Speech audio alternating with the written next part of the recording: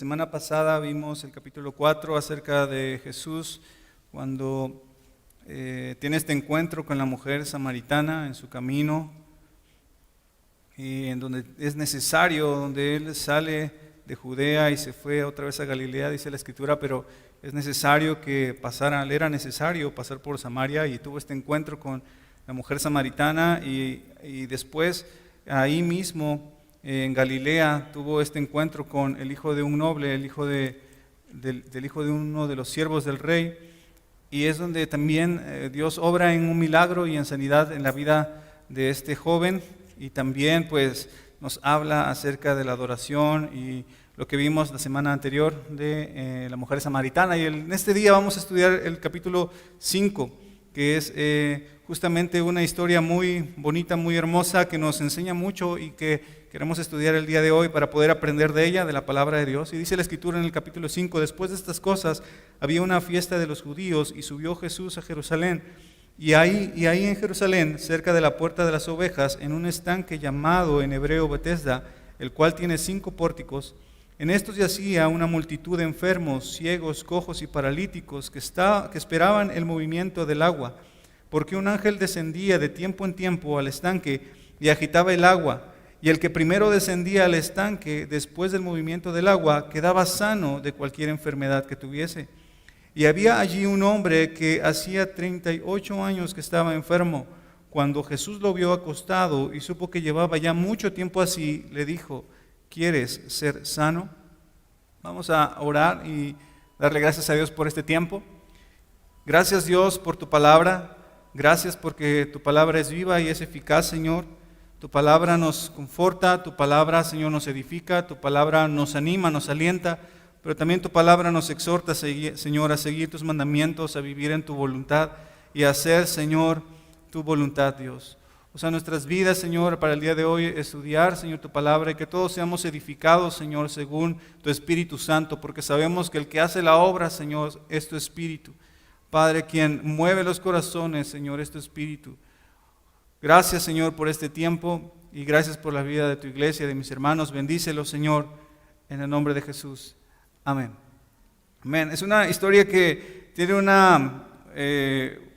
realmente algo muy hermoso, una experiencia muy hermosa que vivió este hombre, pero justo lo que nos va a narrar el capítulo 5 y es en lo que nos vamos a tratar de centrar y es lo que la Escritura nos enseña y Juan nos quiere también mostrar, es la gracia de Jesús y la autoridad de Jesús. Por eso el título de esta enseñanza es La gracia y autoridad de Jesús.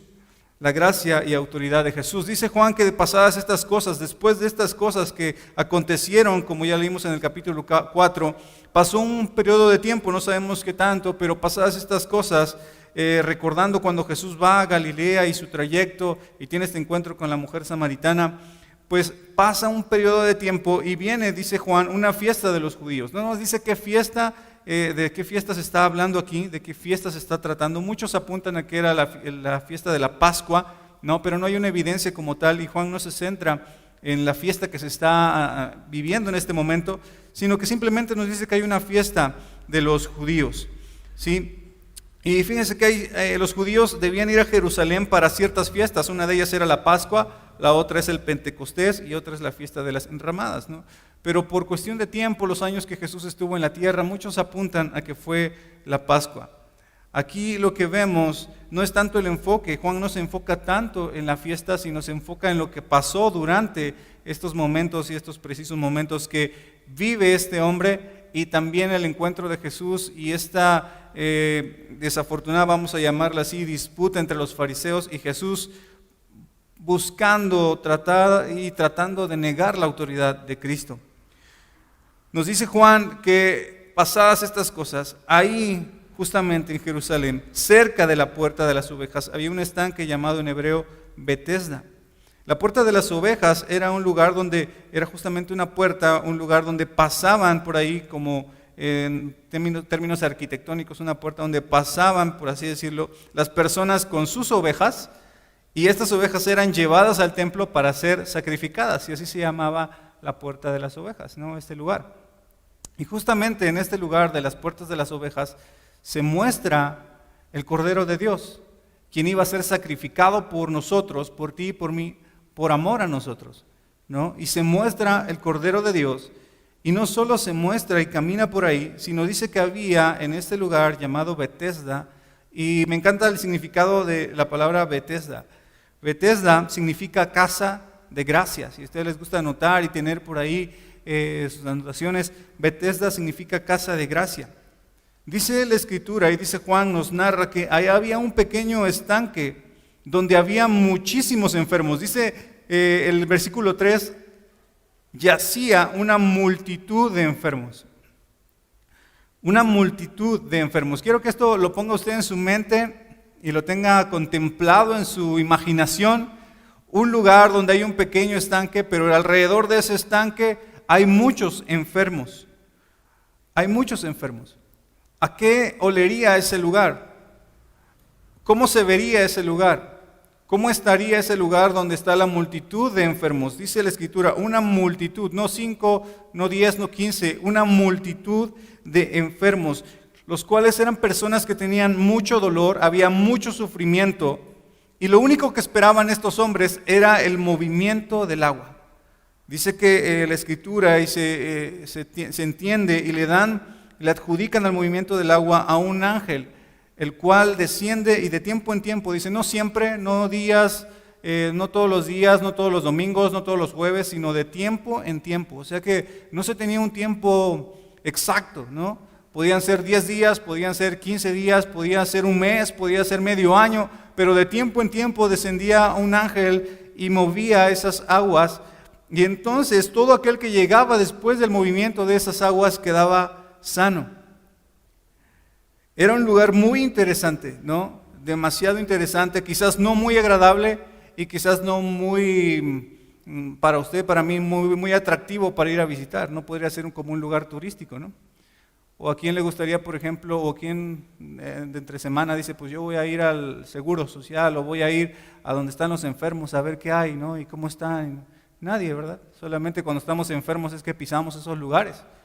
Pero a veces muy poca gente tiene esa necesidad de ir a ver a los enfermos, de ir a orar por ellos, de ir a ver cómo se encuentran. Simplemente seguimos nuestra vida, nuestro día a día y nuestro andar y no nos preocupamos por esas personas que están sufriendo. Pero Jesús sí, Jesús va a ese lugar, a la casa de gracia, se acerca el Cordero de Dios y ve la multitud. Ve una multitud de enfermos que está sufriendo, que está teniendo muchas dificultades y que día a día espera solamente un milagro a través de ese movimiento de las aguas.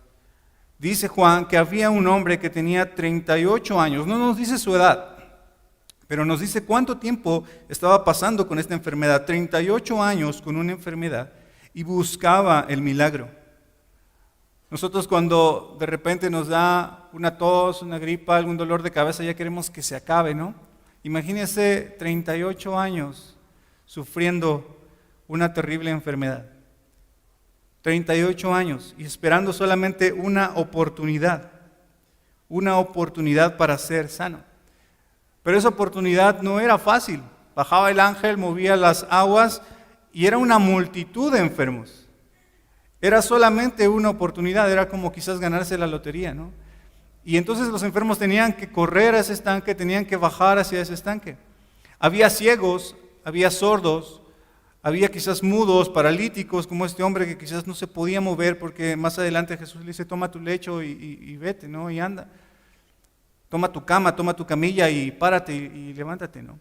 Había ahí enfermos. Imagínense ese momento en el cual el ángel mueve las aguas y de repente pues se distrajo por ahí aquella persona que estaba sorda. ¿Y qué es lo que pasó? Que lo único que vería sería la multitud corriendo y pensar, híjole, ya se me fue la oportunidad, ¿no? Y voltear y correr y tratar de alcanzar mientras se empujan unos, otros se jalan, otros se pisan, se pasan por encima. Era una multitud de enfermos. Buscaban una sola oportunidad, no era algo organizado, no era algo que dijeran, pues te toca a ti, ¿no? ¿Cuál es el número 14, el número 15? A él le toca. Era quien llegara ahí, a ese lugar. Si en este momento yo le pongo aquí un cheque, un papel y a todos les digo, ¿saben qué? El primero que llega aquí se gana 5 millones de pesos. No hay reglas, pero el primero que lo agarre se lleva 5 millones de pesos. ¿Usted qué haría? quitaría la silla al hermano, ni se preocuparía si es su hermano, su primo, no sé, o sea, lo agarraría y quítate porque son 5 millones de pesos, tengo deudas, tengo problemas económicos, quiero comprarme una casa, quiero comprarme un coche, lo necesito, ¿no? Lo necesito. Lo vemos en los concursos, ¿no has visto los concursos televisivos? Luego cuando se pierde hasta la familiaridad, ¿no? Se enoja el esposo con la esposa, se enojan todos porque el motivo es ganar. Este lugar era así, ¿no? Y por eso les digo, imaginémoslo, porque lo que la Escritura nos los narra, ¿cuánto sabemos que es real? Y de hecho no hay ningún testimonio, no hay ningún documento, no hay ninguna persona, ningún historiador que pueda enfrentarse a Juan y decir, no es cierto, Juan, lo que tú estás diciendo no pasó. El Evangelio de Juan, como nosotros vimos, fue escrito después de Jesucristo, tiempo después de Cristo, y aún a pesar de ese tiempo que fue escrito, nadie se levantó en la historia para decir, no es cierto, Juan, no había un estanque, no es cierto, no había una multitud de enfermos, sí la había, y sí pasaban estas necesidades, ¿no? Y la primera pregunta que a mí se me vino cuando todo esto estaba justamente leyendo y estudiando ¿es cierto esto? ¿Es cierto esto que pasó? Lo primero que vino a mi corazón es cierto porque esta es la palabra de Dios. Es cierto porque la palabra de Dios es digna de confianza y es fiel. Y si está escrito en la palabra de Dios, si Dios lo puso, es porque es verdad, es digna de confianza. Y como les decía, no hay nadie que se haya levantado a refutarle a Juan. Entonces lo que nosotros estamos leyendo tenemos que pensarlo bien y tenemos que imaginarlo realmente y traerlo a nuestro corazón lo que está sucediendo en ese lugar y lo que hay en ese lugar. ¿Cuántos necesitados había en este lugar? Muchos, ¿verdad? Y este lugar nos enseña cosas muy importantes. Primero nos enseña que Jesús, el Cordero de Dios, el Hijo de Dios, vino a este mundo para cumplir la voluntad de Dios. La Escritura dice en Isaías 35, versículo 1 al 6. Si gustan acompañarme ahí, Isaías 35, 1 al 6. También va a aparecer aquí en pantalla, pero también puede buscarlo en su Biblia. Isaías 35, del 1 al 6. Dice, se alegrarán el desierto y la soledad, y el yermo se gozará y florecerá como la rosa. Florecerá profusamente y también se alegrará y cantará con júbilo. La gloria del Líbano le será dada, la hermosura del Carmelo y de Sarón. Ellos verán la gloria de Jehová, la hermosura del Dios nuestro. Fortaleced las manos cansadas, afirmad las rodillas débiles. Decid a los de corazón apocado, esforzaos, no temáis. He aquí que vuestro Dios viene con retribución, con pago. Dios mismo vendrá y os salvará. Entonces los ojos de los ciegos serán abiertos y los oídos de los sordos se abrirán. Entonces el cojo saltará como un ciervo y cantará la lengua del mudo, porque aguas serán cavadas en el desierto y torrentes en la soledad. Esta es una profecía acerca del Mesías, de lo que Él vendría a hacer. Y dice la Escritura, dice la profecía, dice Isaías, que entonces el cojo saltará, ¿no? Los ciegos verán, habrá vida, habrá sanidades. Y Jesús justamente cuando vino a esta tierra mostró que Él vino a cumplir la voluntad de Dios. Y en esa voluntad de Dios también estaban estas obras y milagros y sanidades que Él hizo. Y en este caso en particular, en el paralítico de Betesda, nos enseña la Escritura, nos enseña Juan, que Jesús es el Cordero de Dios, que Jesús es el Mesías prometido, que Él es el que había de venir. Y Él hizo grandes obras, hizo grandes milagros como testimonio de esa verdad, de que Él es el Hijo de Dios. Y ahí en medio de ese lugar y en esa multitud se mostró el Cordero de Dios, se mostró Jesús, el Hijo de Dios, quien vendría a sanar, quien vendría a liberar, quien vendría a dar vida a aquel esclavo, a los enfermos y a darles vida y vida en abundancia. Y particularmente Jesús se encuentra con este hombre que lleva 38 años enfermo. Pero es muy curioso porque nosotros estábamos leyendo y terminamos de leer hasta cuando Jesús le hace esa pregunta, ¿quieres ser sano? Y miren lo que dice el versículo 7, Juan capítulo 5, versículo 7, lo que contesta a este hombre. Dice, Señor, le respondió el enfermo, no tengo quien me meta en el estanque cuando se agita el agua. y entre tanto que voy, otro desciende antes que yo. Pareciera que la respuesta de este hombre es, ya Señor, pues, nadie me ayuda, nadie me socorre, nadie me levanta, nadie me puede llevar, yo ya no puedo ir, ya no tengo fuerzas. Pareciera como una respuesta conformista y como que ya se está dejando morir este hombre porque no tiene la capacidad y no tiene la fuerza de ir. Entonces, de entre toda la multitud, cuando desciende el ángel y agita el agua, todos se mueven, pero menos uno. Todos se esfuerzan, pero menos uno. Uno ya no hace el esfuerzo, ni siquiera hace por hacerlo, sino le dice, Señor, no tengo quien me mete en el estanque cuando se agite el agua. Y entre tanto que yo voy, otro desciende antes que yo. O sea, me ganan, ¿no? Ya se escucha como ya desanimado, triste, sin esperanza. Ya no puedo hacer nada. Pero algo que me enseña también Juan, que me enseña la Escritura y que nos enseña la palabra de Dios en este pasaje, es que Jesús es capaz de hacer lo que el hombre no es capaz de hacer. ¿Cuántos dicen amén? Jesús es capaz de hacer lo que el hombre no es capaz de hacer. Este hombre ya no tenía la capacidad, ya no tenía las fuerzas, ya ni tenía ni siquiera las ganas de vivir. Ya se estaba dejando morir, ya estaba ahí y decía, pues ya para qué, si cuando camino ya viene otro y me gana, Señor. ¿Para qué lo hago, no? 38 años. ¿Quién no se desanimaría después de 38 años de estar enfermo y no poder llegar a ese punto, ese milagro? Y luego Jesús le dice, ¿no? ¿Quieres ser sano? La pregunta de Jesús es, ¿quieres ser sano? ¿Cuál sería la respuesta si Jesús viniera y le dijera, ¿quieres ser sano? Si usted tuviera esta enfermedad, 38 años, y Jesús le dijera, ¿quieres ser sano? La respuesta mía, no sé, de usted sería, sí, Señor, quiero ser sano, ¿no? Están las ganas, el deseo de ser sano, pero este hombre en lugar de decir, sí, Señor, quiero, dice, no puedo. O sea, no, si voy y me ganan, ¿no? Para este hombre ya era imposible lograr la sanidad, pero para Jesús sí era posible esa sanidad. Esa pregunta es bien particular. ¿Quieres ser sano? ¿Quieres ser sano? Preguntémonos si hoy nos dijera, ¿quieres ser libre? ¿Quieres ser sano? ¿Quieres ser perdonado? ¿Quieres ser restaurado? ¿Quieres ser animado? ¿Quieres ser edificado en mi palabra?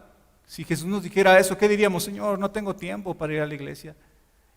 Señor, no tengo tiempo para leer la Escritura. Señor, no tengo tiempo para orar. Señor, no tengo tiempo para ti. Es difícil, es complicado, Señor. O la respuesta sería, sí, Señor, sí quiero ser sano. Sí quiero ser libre. Sí quiero ser restaurado. Sí quiero, Señor, estar bien, ¿no? Y quiero tu sanidad, Señor. Sí lo quiero. Entonces dice la Escritura y dice Juan que Jesús le dijo en el versículo 8, levántate, toma tu lecho y anda. ¿Y cómo dice ahí? Y al instante, no 5 horas, no 15 minutos, sino al instante este hombre fue sanado y tomó su lecho y anduvo. En este momento Jesús habla a la vida de este hombre y le dice, levántate, toma tu lecho y anda. Y Jesús obra en él de una manera en la cual le da fuerza, ánimo, aliento, y separa a este hombre sin fuerzas, sin ganas de vivir, sin ánimo, y se levanta. Y entonces este hombre es sano, es sanado. ¿Sabe qué nos muestra también Juan? Nos muestra la Escritura, nos muestra este pasaje, que es por gracia de Dios que nosotros somos sanos, somos salvos y somos sus hijos. Es por su gracia, es por su amor, no es por nuestras fuerzas, no es por nuestra capacidad, no es por lo que sabemos hacer, sino es por la gracia de Dios. Usted está aquí por la gracia de Dios. ¿Cuántos lo creen?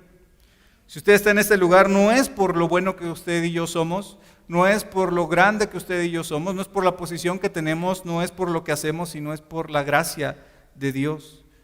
Y si Dios nos ha perdonado y nos ha dado una nueva vida y tenemos una nueva oportunidad, es por la gracia de Dios en nuestras vidas. Jesús es Dios, es el Cordero de Dios, y es su gracia lo que necesitamos para ser sanados. Para ser sanados de todo, de enfermedades también, pero específicamente del pecado, para poder ser salvos. La pregunta es, y que a lo mejor no sé si usted se hace, que yo me hice cuando estaba estudiando esto, es ¿por qué este hombre? ¿Por qué este hombre? ¿Por qué de entre toda la multitud se escogió a este hombre? ¿Por qué si entonces, como ahorita explicábamos, había otras personas que quizás sí tenían las ganas de ser sanados? Porque era una multitud. No nos dice aquí la Escritura, no nos dice Juan que hubo muchas sanidades, solamente hubo una. De entre toda la multitud hubo una sanidad. Y la pregunta es, ¿por qué este hombre? Si él ya no quería vivir, si él ya no tenía las ganas, si él ya no tenía las fuerzas, ¿por qué este hombre? No sé si se hace usted esa pregunta también. ¿Por qué este hombre? ¿Qué tiene de especial este hombre? Lo único que parece poner son excusas y quejas. ¿Qué tiene de especial este hombre? Imagínese ese momento que Jesús le dice, levántate, sé sano, y el que estaba a un lado, a 1 metro de él, ha de haber dicho, pero ¿por qué él, no? ¿Por qué él, si él ya no corre, si él ya no va? Y entre toda la multitud no pasó desapercibido que ese hombre se levantó, agarró su camilla y empezó a caminar y se fue con su camilla, ¿no? Era una multitud, debieron de haberlo visto, y la pregunta segura es, ¿por qué él? ¿Por qué él? Y es que la sanidad de Dios, el perdón de Dios, el amor de Dios es por gracia. No es por nuestras capacidades, no es por nuestras fuerzas, como dice Romanos, no es por obras para que nadie se gloríe, sino es por la gracia de Dios. Efesios capítulo 2, versículo 8 al 9, nos dice la Escritura, Pablo le habla a los Efesios en el capítulo 2, versículos 8 y 9, dice, porque por gracia sois salvos por medio de la fe, y esto no de vosotros, pues es don de Dios. No por obras para que nadie se gloríe, porque somos hechura suya, creadas en Dios, en Cristo Jesús, para buenas obras, las cuales Dios preparó de antemano para que anduviese en ellas. Pero como dice la Escritura que somos salvos por fe, ¿y esto qué? No de vosotros, sino es don de Dios. La Escritura y Juan nos enseña que la gracia de Dios, ¿sí?, es inmerecida, no la merecemos. Como este hombre quizás no merecía ser sano porque estaba ahí tirado, ya no tenía ganas, ya no tenía esfuerzo, ya no quería hacer nada, ya no merecía ser sano. Pero llega Jesús y le dice, ¿quieres ser sano? Y este hombre no contesta sí, pero Jesús le dice, levántate. Lo sana, ¿no? Sin que este hombre diga, sí quiero ser sano, Jesús le dice, levántate y anda. Así hizo Jesús con nuestras vidas, ¿no? ¿Cuántos de nosotros nos resistimos al Evangelio? Y nos hablaban de Cristo y decían, no, yo no quiero eso, yo no quiero escuchar eso, eso no es para mí, eso es para fanáticos, eso es para religiosos. Y ahorita está usted aquí. Por su gracia, por su amor. Y si a lo mejor usted está aquí y todavía se está resistiendo, déjeme decirle que es su gracia y es su amor la que lo trajo aquí. No fue su esposa, su esposo que lo agarró a rastras y tiene que cumplir, si no se va a estar enojada toda la semana. No es su mamá, es la gracia de Dios que está permitiendo que usted escuche el mensaje, porque es Jesús quien quiere que usted y yo seamos sanados, que seamos salvos. Es por su gracia, es por su gracia. Y por otro lado me enseña la palabra de Dios y este pasaje que Dios es soberano. Dios es soberano. Mire lo que dice Romanos 9:16, yo se lo leo, o si quiere buscarlo también. Romanos 9:16 dice, así que no depende del que quiere ni del que corre, sino de Dios que tiene misericordia. No depende del que quiere ni del que corre, sino de Dios quien tiene misericordia.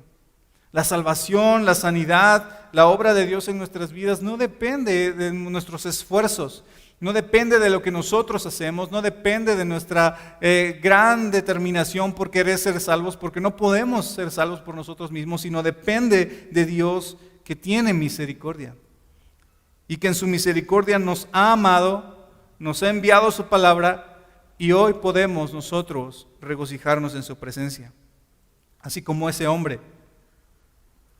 Pero mientras por un lado está pasando este momento tan precioso y tan hermoso, donde hay una obra poderosa y un milagro de Dios, por otra parte, por otro lado, hay un sector de gentes, de personas, que se enfocan solamente en una religión y en una vida egoísta y sin piedad, sin una bondad en el corazón, sin un deseo de Dios, y que a pesar de conocer algunas cosas de las Escrituras, como son los fariseos, porque ellos estudiaban las Escrituras, negaban la obra de Dios en la vida de este hombre que había sido sanado, como hoy en día hay mucha gente que niega la obra de Dios en nuestras vidas, ¿no?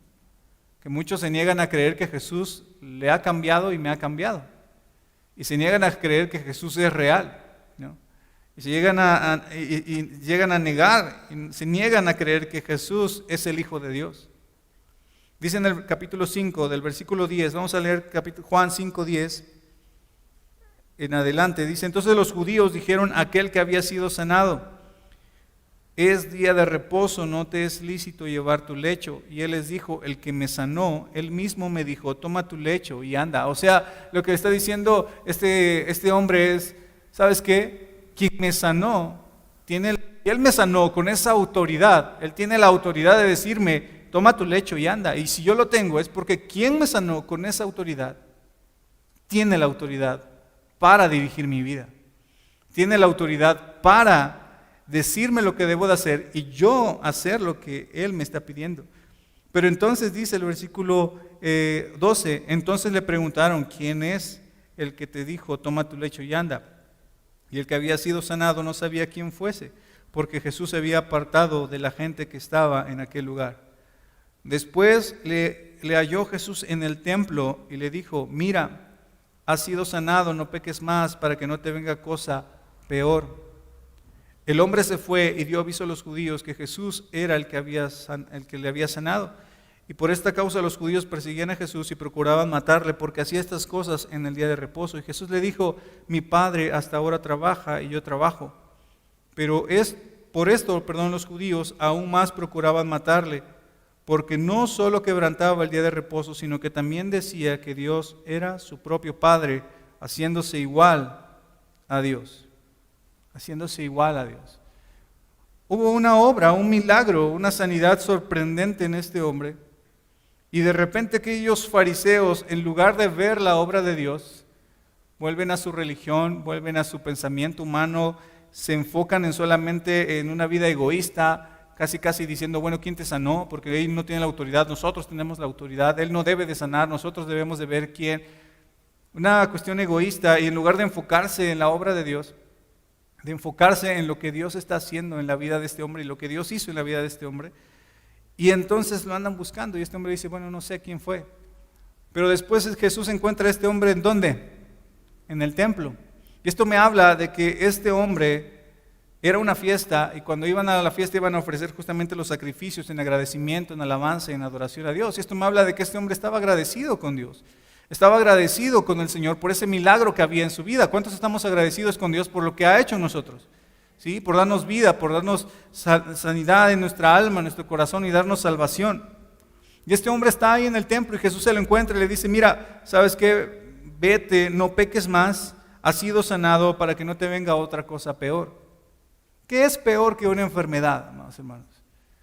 ¿Qué es peor? Jesús le dice: vete para que no te suceda algo peor. Este hombre estuvo enfermo 38 años. ¿Qué sería peor que una enfermedad? Lo peor de una enfermedad es la separación de Dios, es el castigo eterno, es estar lejos de Dios por una eternidad separados de Dios. Jesús le dice a este hombre: vete, pero no peques más, porque el pecado te separa de mí, porque el pecado te aleja de mí.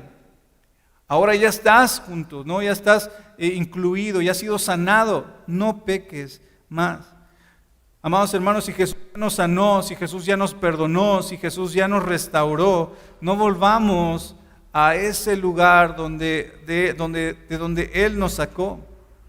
Porque lo peor que estar enfermo, si a lo mejor nosotros nos preguntamos: ¿qué es peor que una enfermedad hoy en día? Lo peor de estar enfermo es estar lejos de Cristo. Mucha gente a lo mejor ve horrible las enfermedades y las pandemias que está habiendo en esta tierra. Sí, es difícil, es complicado, pero lo peor que está pasando no es eso, sino lo peor es que la humanidad está lejos de Dios, y que hay un mundo que no reconoce a Jesús como el Hijo de Dios. Y aún los fariseos, en teoría se supone que ellos conocían las Escrituras. De hecho, más adelante Jesús le dice a ellos: escudriñen las Escrituras, porque en ellas os parece que está la vida, ¿no? Nos habla también de a lo mejor un pueblo hombres cristianos que, a pesar de ver lo que Dios está haciendo, no reconocen la autoridad de Jesús. Juan nos muestra a Jesús como el Hijo de Dios, el Cordero de Dios, lleno de gracia, dispuesto, deseoso de sanar el corazón afligido. Lo único que tenemos que hacer, amados hermanos, es reconocer que estamos mal. Reconocer que nos hace falta más de Dios y acercarnos más a Él, que es el dador de la vida. Los fariseos no hicieron esto, los fariseos no reconocieron esto, sino que empezaron a despreciar la gracia de Dios porque Jesús sanaba en día de reposo y porque Jesús se hacía igual a Dios, como leímos en el versículo 18, haciéndose igual a Dios. Al momento que Jesús dice, Él es mi Padre, está diciendo, pues yo soy su Hijo, por lo tanto, soy Dios.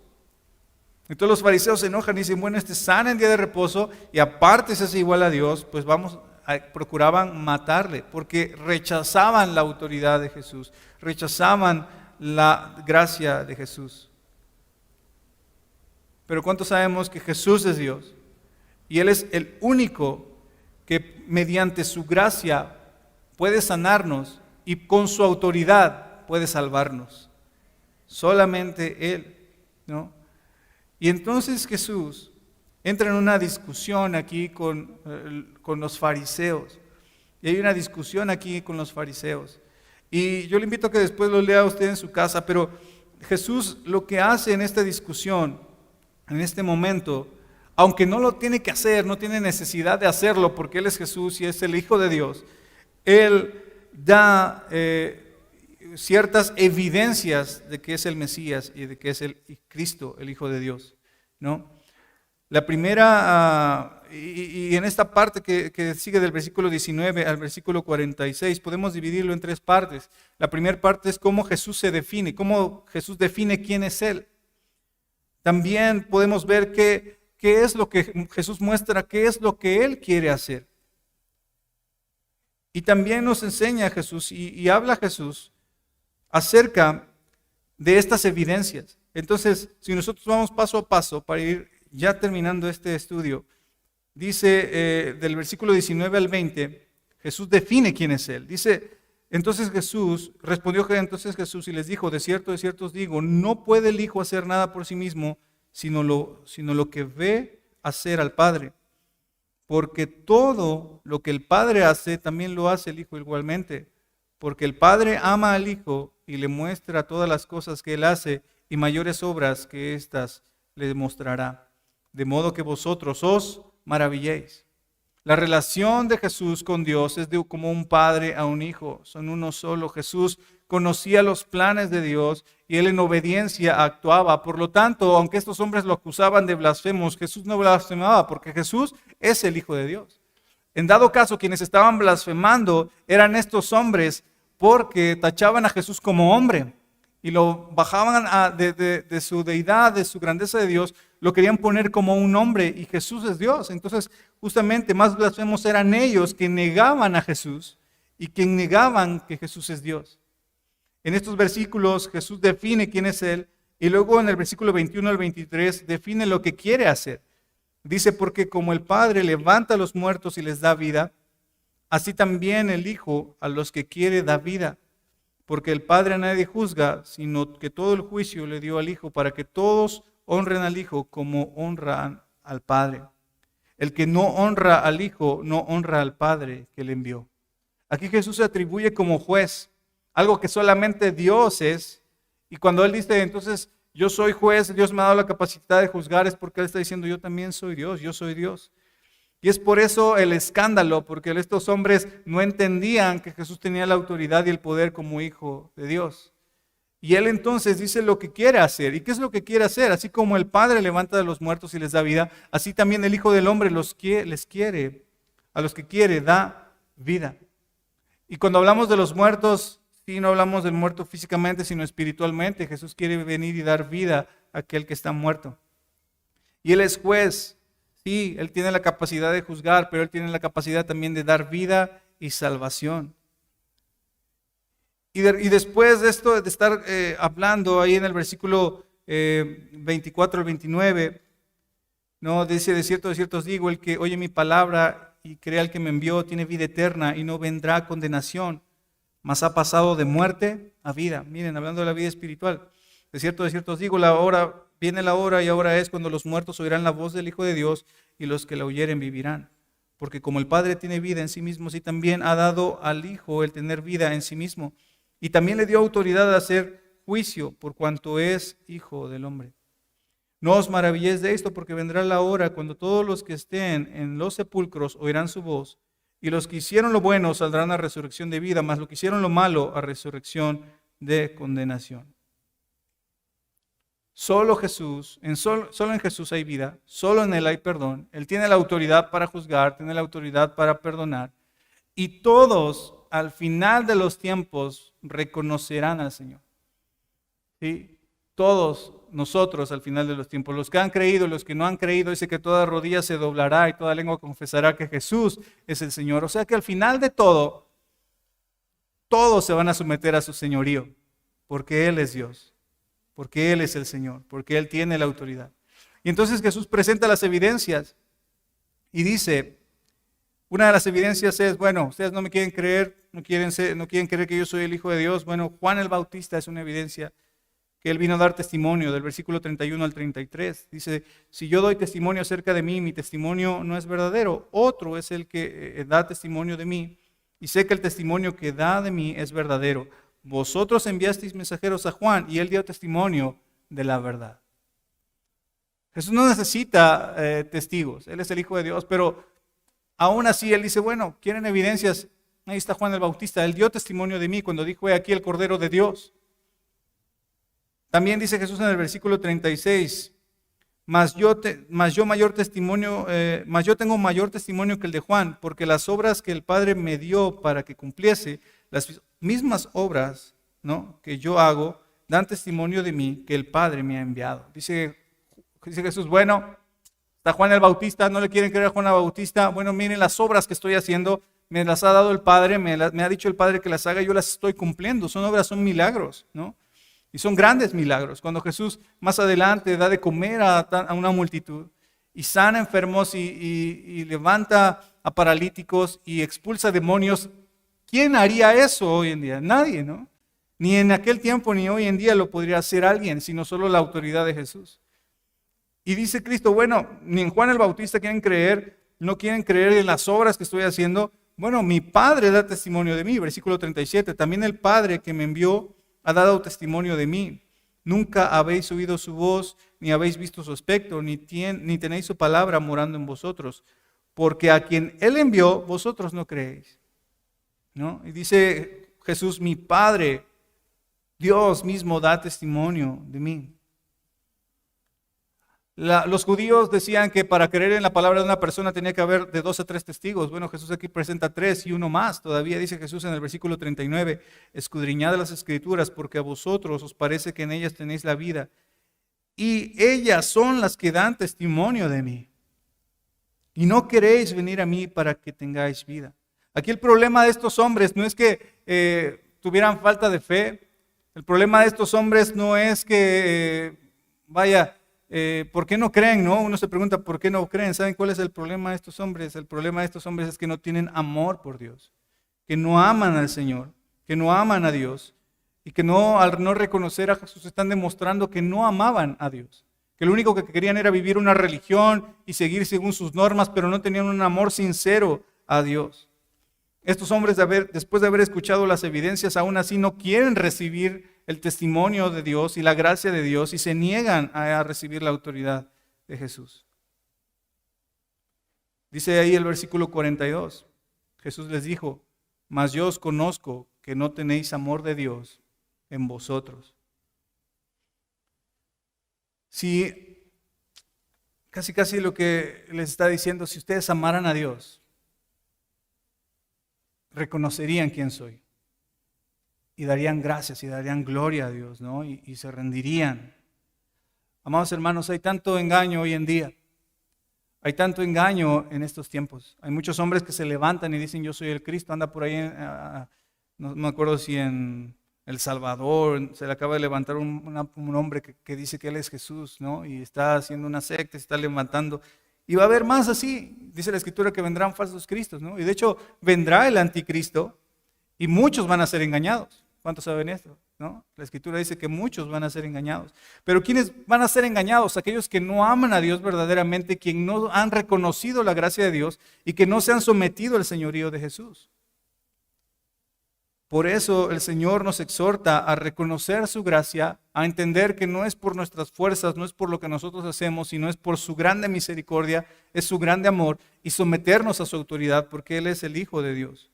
Él es Jesús. Y no hay amor tan grande que el de Cristo Jesús, que Él no quiere que muramos en condenación, sino quiere darnos vida y quiere darnos salvación. Él sabe que por nuestras capacidades no podemos como este hombre, Él sabe y pasa por esta multitud. Y si nosotros lo pensamos bien, ¿cuántos hombres hay en este mundo, amados hermanos? ¿Cuál es la población mundial? ¿No? Y de toda esa multitud del mundo, Jesús pasó por su casa, pasó por usted. Jesús pasó y le llamó y le preguntó, ¿quieres ser sano? Y a lo mejor usted respondió, o yo podemos responder, híjole, Señor, es que no sé, pero Jesús dijo, ven, levántate, ¿no? Y a lo mejor hay otros que sí, como Bartimeo, sí, Señor, quiero ser sano, ¿no? Quiero ser sanado. Y Jesús le dice, va, sí, pero es por su gracia, por su misericordia y la autoridad que tenemos. Para terminar, amados hermanos, y concluir este tiempo de enseñanza, lo que Juan nos quiere enseñar es que Jesús es Dios, es el Hijo de Dios, pero está lleno de gracia. Está lleno de amor, está lleno de misericordia. Y Él quiere sanarle, Él quiere restaurarle, Él quiere perdonarle. Y a lo mejor usted dice, bueno, yo ya le entregué mi vida a Dios. Si es la primera vez que a lo mejor por estos medios digitales está escuchando un mensaje así, o si ha venido por primera vez a la reunión y no ha entregado su vida a Jesús, yo le invito a que lo haga. Y a lo mejor si llevamos tiempo en la iglesia, tiempo en la casa, pero no hemos entregado realmente nuestra vida a Dios, yo le invito a que lo hagamos. Que reconozcamos que no es por nuestras fuerzas, no es por nuestra habilidad, no es por lo que nosotros somos, sino es por la gracia de Cristo. Y que realmente reconozcamos la autoridad de Jesús sobre nuestras vidas. Este hombre dijo, le preguntaron, ¿quién te sanó? ¿Por qué traes tu lecho? ¿No? ¿Quién te dio esa autoridad? ¿Quién te dijo esa facultad? Y este hombre dijo, ¿quién me sanó? Me dijo, toma tu lecho y anda. ¿No? Y nosotros podemos decir, ¿quién me liberó? ¿Quién me perdonó? ¿Por qué eres cristiano? ¿No? Te preguntan. ¿Por qué vas a la iglesia los domingos? ¿Por qué sirves en la congregación? ¿Por qué deseas servir en la iglesia? ¿Por qué? ¿Por qué lees tu Biblia? ¿Por qué oras por los alimentos? Porque ¿quién me sanó? Me ha dicho, ¿no? Búscame y viviréis. Porque ¿quién me perdonó? Me dice en su palabra, ¿no? Ora en todo tiempo. Porque ¿quién me restauró? Me dice en su palabra, ¿no? Que somos esclavos por amor. Porque ¿quién me liberó? Tiene la autoridad, tuvo la autoridad de liberarme, de limpiarme, de perdonarme, y tiene la autoridad de regir mi vida y de dirigir mi vida. Dejémonos gobernar por Dios, dejémonos gobernar por Jesús, por las enseñanzas de Cristo, y vivamos según los mandamientos de Dios. ¿Sabe qué, amado hermano? Jesús solamente quiere darnos vida. Está en su corazón darnos vida. Está en su corazón llenarnos de amor. Y en su corazón estaba esto también para los fariseos, por eso les presentó evidencias. Jesús no tenía que hacerlo, pero Él se las presentó porque también les amaba a ellos y quería que ellos reconocieran que Jesús es el Hijo de Dios. Sin embargo, estos hombres no les reconocieron. Debemos de orar al Señor y pedirle que nos ayude a escuchar su voz, a creer en Él y saber que hemos sido salvos y hemos sido sanados por su gracia y por su autoridad. Él es Dios de gracia, Jesús es Dios de gracia y Él es Dios de toda autoridad. ¿Amén? Ayúdenme a orar y hace un momento orábamos también por las enfermedades, por cuestiones de salud, pero también oremos por las cuestiones del alma, del corazón. A veces estamos afligidos, a veces estamos lastimados, como esa gran multitud de hombres que estaban en Betesda y que tenían esas aflicciones en el corazón. A veces así nos encontramos. Yo le invito a que ahí usted ore en su corazón y usted exprese a Dios. No excusas como este hombre, sino sinceramente, reconociendo nuestra necesidad de Dios, reconociendo lo que somos, ¿no? Decir, Señor, perdóname porque sigo siendo necio, perdóname porque sigo siendo, me sigo enojando, sigo gritando, perdóname porque sigo pecando, perdóname porque sigo haciendo esto que sé que no te agrada, Señor. Perdóname porque no he creído verdaderamente quizás, perdóname porque necesito reconocer tu soberanía en mi vida, tu gobierno en mi vida, Señor. O pedirle perdón a Dios en alguna cuestión que nosotros sabemos que no está bien. Yo solamente doy como unos ejemplos de lo que puede pasar en el corazón, pero solamente usted sabe lo que pasa en su vida. O a lo mejor usted está desanimado, amado hermano, y se encuentra como este hombre ahí esperando que pase un milagro,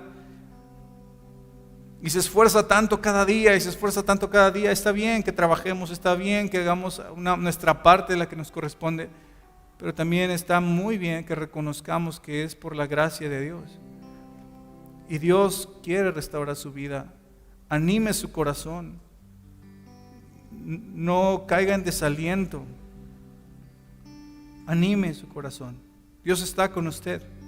Dios es su fuerza, Dios es su amparo, Dios es su refugio. Jesús, nuestro Dios, Dios de gracia, Dios de misericordia, Dios de su bondad y su amor, quiere sanarle, quiere restaurarle, quiere levantarle. Jesús quiere hacerlo. Nos pregunta, ¿quieres ser sano? ¿Quieres ser libre? ¿Quieres ser perdonado? ¿Quieres ser restaurado? Respondamos, sí, Señor, sí quiero. Te entrego mi vida, te entrego mi ser, te entrego mi corazón. Me someto a tu voluntad, Señor, a tu autoridad. Porque tú eres Jesús, tú eres el Hijo de Dios.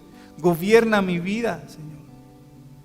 Gobierna mi corazón. Gobierna mi lengua, mis pensamientos, mis emociones, todo mi ser te lo doy, Señor. Porque sé que tú puedes sanarme, porque sé que tú puedes librarme, porque sé que tú puedes perdonarme, Señor. Porque sé que tú puedes darme vida, porque sé que tú puedes darme aliento, Señor. Ánimo. Jesús, me entrego a ti. Jesús, sana el corazón afligido. Sana el corazón angustiado. Ahí en su lugar siga orando a Dios y créalo en todo su corazón. La palabra de Dios es viva, es eficaz. Hubo dos personas, al fin y al cabo. Este hombre que estaba ahí en el lugar, que creyó después, por eso está en el templo, porque creyó. Y había hombres que no creyeron. Yo le invito a que abra su corazón y crea, porque Jesús puede dar vida a su corazón.